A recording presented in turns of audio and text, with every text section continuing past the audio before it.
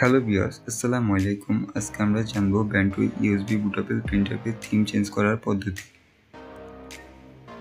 Theme change করার জন্য আমি ব্যান্ডউইয়ের থিম প্লাগইন ব্যবহার করব। ব্যান্ডউইয়ের থিম প্লাগইন ডাউনলোডের জন্য আমি গুগল ক্রোম থেকে ব্যান্ডউইয়ের থিমটি ডাউনলোড করব। গ্রাফ থিম ওয়েবসাইটে ব্যান্ডউইয়ের থিম প্লাগইন পাওয়া যায়।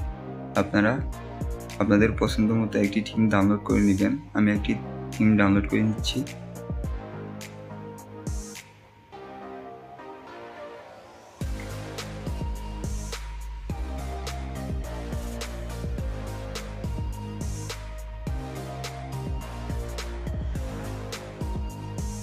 ব্যান্ডউই থিম প্লাগইন ডাউনলোড করা হলে আমাদের ল্যাপটপ বা পিসির সাথে ব্যান্ডউই বুটেবল প্রিন্টারটি ইনসার্ট করব।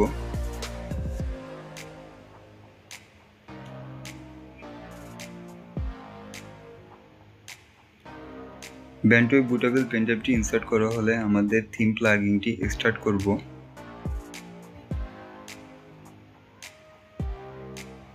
থিম প্লাগইনটি এক্সট্রাক্ট করা হলে ব্যান্ডউই সফটওয়্যারের ফোল্ডারে যাব।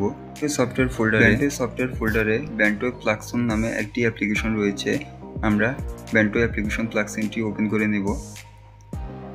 এখান থেকে আমরা স্টার্ট প্রেস করব।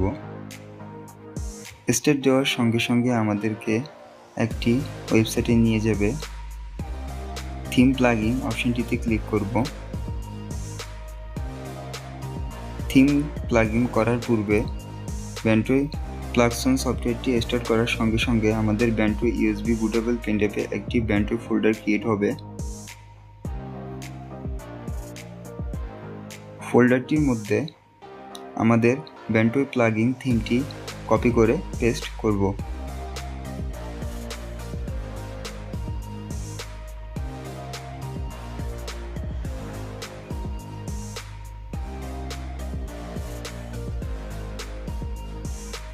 ফাইলটি পেস্ট করা হলে আমরা ফাইল লোকেশন পাথটি কপি করব।